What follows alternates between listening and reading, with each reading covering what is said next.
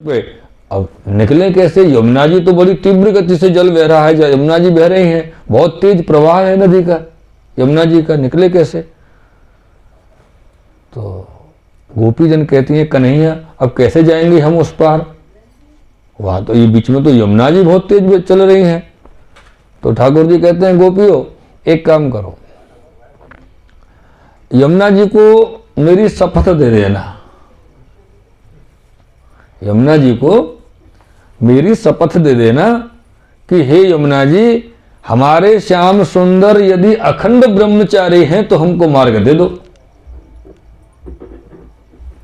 अब पहले तो गोपियों के मन में संशय हुआ कि हम अपने प्रियतम से इतना प्रेम करते हैं, ठाकुर जी हमसे इतना प्रेम करते हैं, और ये अखंड ब्रह्मचारी की बात कहां से आ गई बीच में? चलो ठीक है भैया, जो प्रियतम कहेंगे हम तो वही करेंगे। ये यमुना जी जाने, ठाकुर जी जाने, उनके दोनों की बात होगी, हमको क्या पता। गोपीजन यमुना जी के पास पधारी है, वहां पहुंच करके कहती है यमुना जी, हमारे प्रियतम श्री श्याम सुंदर यदि अखंड ब्रह्मचारी हैं तो हमको मार्ग दे दो। जल एकदम से रुक गया और यमुना जी ने मार्ग दे दिया। पहुंच गए दुर्वासा जी के पास, और वो दो चार गोपी तो थी नहीं, अनेक गोपियां, सैकड़ों गोपियां, और छबड़िया भर भर के, सर पर भर भर के अपने सामग्री पकवान ले करके गई। तो 2 4 5 मन पकवान 10 मन तो ही गया होगा इकट्ठा, जो जाकर के भेंट किया दुर्वासा जी को। महाराज जी ये हम कुछ लाएंगे, थोड़ी सी सामग्री आप अरोगी प्रसादी। दुर्वासा जी नाम क्यों पड़ा कि उन्होंने जीवन में कभी भोजन नहीं किया, वो दूब का ही रस पीते थे बस, इसीलिए तो नाम दुर्वासा था। और जो उन्होंने भेंट किया वो सबको अरोगे, जितनी भी सामग्री थी किनका भी नहीं छोड़ा एक। और इस तरफ तो आ गई ठाकुर जी का वचन दे करके यमुना जी को, और यमुना तो फिर वापस बहने लगी। और ये दुर्वासा जी से मिली, बेटी बतराई, बात की, भेंट किया, पूजन किया, अर्चन किया गुरुदेव का, उनको भोग सामग्री अरोगाई। अब वापस घर भी तो जाना है। अब कहती हैं दुर्वासा जी से, गुरुदेव हम यहां से वापस कैसे जाए? आ तो गई। तो दुर्वासा जी कहते हैं जाओ यमुना जी को बोल देना कि श्री दुर्वासा जी महाराज यदि जीवन में कभी अन्न न ग्रहण किया हो तो यमुना जी मार्ग दे दें।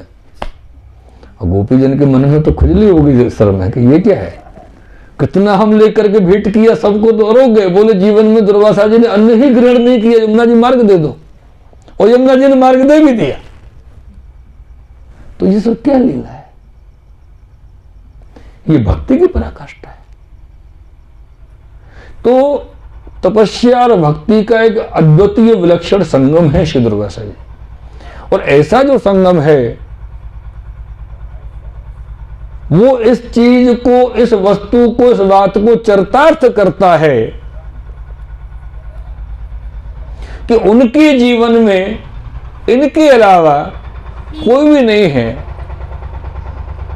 जैसे गोस्वामी बाबा तुलसीदास जी ने कहा था श्री रघुनाथ जी से, श्री राम जी से, कि कामी नार प्यार जिम, जब भगवान ने कहा कि तुलसीदास जी कुछ मांग लीजिए, हम बड़े प्रसन्न हैं, कुछ दे देंगे आपको, जो चाहो वो दे देंगे। तो तुलसी बाबा कहते हैं कामी नार प्यार जिम लोभी के प्रिय दाम, जिमि रघुनाथ निरंतर ही प्रिय लागे मोहि राम। जिस तरह कामी पुरुष को स्त्री की ही प्रिय लगती है, उसको दुनिया में कोई प्रिय नहीं लगता।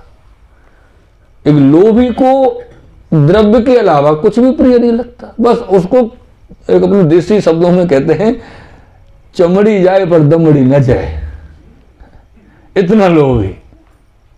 और ऐसी स्थिति इन दो जीवात्माओं की बताई है लौकिक संसार में। है भगवान, इसी प्रकार से मुझको श्री राम यानी कि आप प्रिय लगे, ऐसा वरदान मुझे चाहिए और कुछ नहीं चाहिए।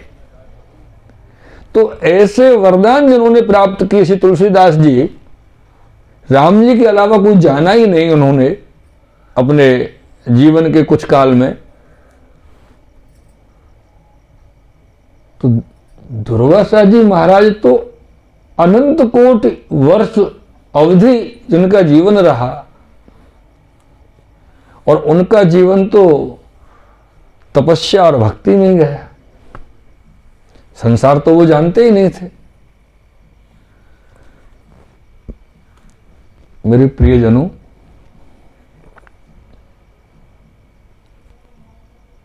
हम ऋषियों का, भक्तों का, महर्षियों का जीवन यदि जीवन चरित्र देखते हैं, पढ़ते हैं, उसका अवलोकन करते हैं,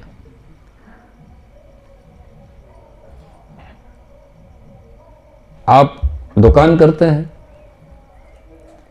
कौन सी वस्तु कहाँ रखी है और कितने रेट की है, ये आपको बार बार डायरी में नहीं देखना पड़ता, वो सब दिमाग में सिस्टम सेट रहता है। ऐसे ही जो भक्ति करते हैं, जो तपस्या करते हैं, उनके मन में भगवान के प्रति कभी कोई प्रश्न नहीं होता, क्योंकि उनको पता है कि भगवान क्या है और भगवान कहां है। वो प्रश्न नहीं करेंगे। प्रश्न कौन करता है? आजकल प्रश्न वाले बहुत लोग हो गए हैं साहब। जिसको देखो वो प्रश्न लेके खड़ा है, बोले महाराज जी हमारे मन में ऐसा विचार आ रहा था। भाई तेरा मन क्या है? तेरा मन कोई शास्त्र है? तेरा मन कोई पुराण है? को क्या है तेरा मन भाई? गुरुजी हमारे मन ने ऐसा सोचा, हम ये सोच रहे थे कि ऐसा कैसे हो गया, भगवान ने क्यों किया? अरे भगवान क्या भाई, तुमसे पूछे करने वाले थे, ऐसा तो नहीं है। तो भगवत संबंधित, देखो इसमें दो चीज है, जो भगवान के बारे में जाने। हाँ, ये जो प्रश्न करने वाले लोग होते हैं ना, ज्ञानी वो तो होते हैं, जो गुरुजी होते हैं वो कुछ समझते नहीं है। गुरुजी को तो परीक्षा के लिए प्रश्न करते हैं समाज में खड़े होकर के कि गुरुजी क्वालिटी कितनी है, चाशनी कितनी है, तार के आ रही है। हाँ बिल्कुल सत्य बात है। कोई भी गुरुजी हो जिनके बीच में सभा में प्रश्न होते हैं, वो ये प्रश्न करने वाले बीच में माइक लेके खड़े हो जाते हैं। हाँ गुरुजी मैं ये बोल रही थी या मैं ये बोल रहा था, जो भी हो, माता बहन पिता भाई बंधु,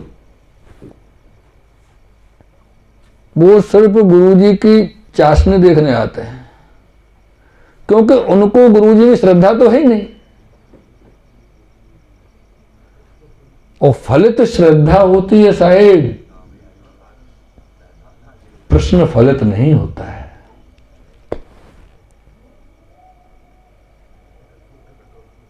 श्रद्धायाम फलदायकम विश्वासम फलदायकम, विश्वास फल देता है।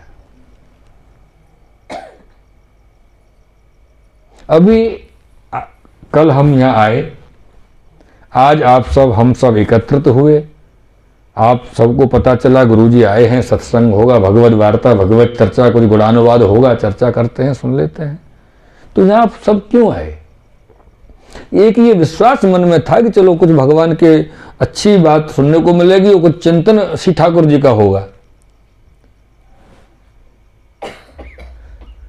प्रश्न अगर सच में ऐसा है कि जिसके बारे में हमारी कांक्षा है, जानने की इच्छा है, और हमको उसका उत्तर नहीं पता है, वहां तक तो ठीक है।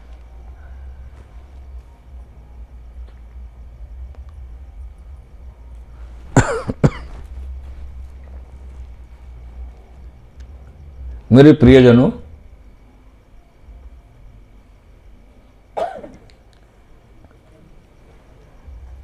जो भगवान के बारे में जाने वो ज्ञानी, जो भगवान के बारे में जाने, जो भगवान के बारे में जनावे वो ज्ञानी, और जो भगवान को जाने वो भक्त। बारे में तो कोई भी जानता है सब।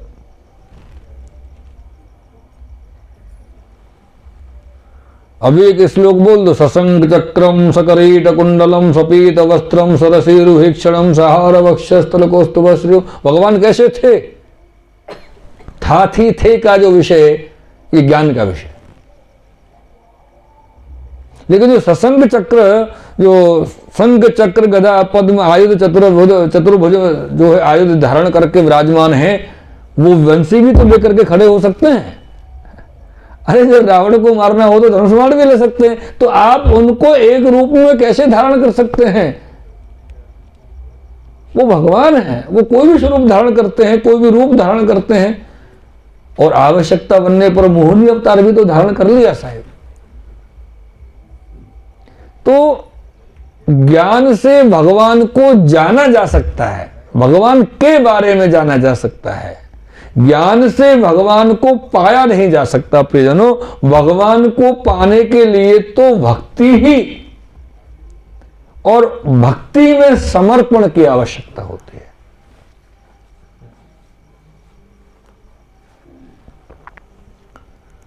क्योंकि एक प्रश्न उठता है आजकल के वातावरण में, आपने भगवान को देखा है क्या? बहुत प्रश्न आते हैं लोगों के, ये वाला प्रश्न बहुत आता है।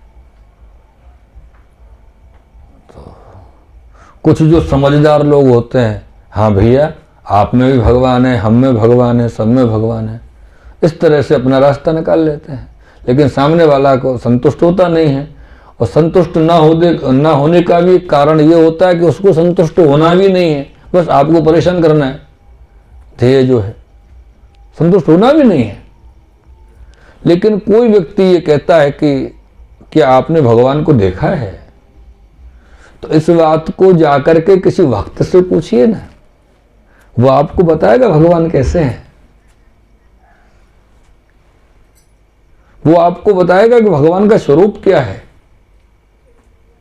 अगर कोई राम भक्त है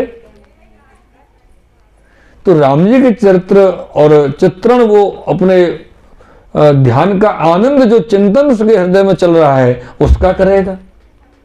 यदि कोई भगवान कृष्ण का भक्त है तो उनकी लीलात्मक चिंतन उस समय उसको कौन सी लीला का दर्शन हो रहा है, ये प्रश्न करने वाले को थोड़ी पता होता है कि इस वक्त जीव कौन सी लीला के आनंद में, कौन सी लीला के चिंतन में विराजमान है, उसको क्या पता। तो वो जो लीला में चिंतन में आनंद मुग्ध हो रहा है वो उस समय उसका वर्णन करेगा। आपने तो एक स्वरूप बता दिया क्योंकि ज्ञानी है, लेकिन भगवान का कोई निर्धारित स्वरूप नहीं है। भक्तों का जैसा भाव, भक्तों की जैसी इच्छा, भक्तों का जैसा मनोरथ, वो ही भगवान का स्वरूप है। वैसा ही धारण कर लेते हैं।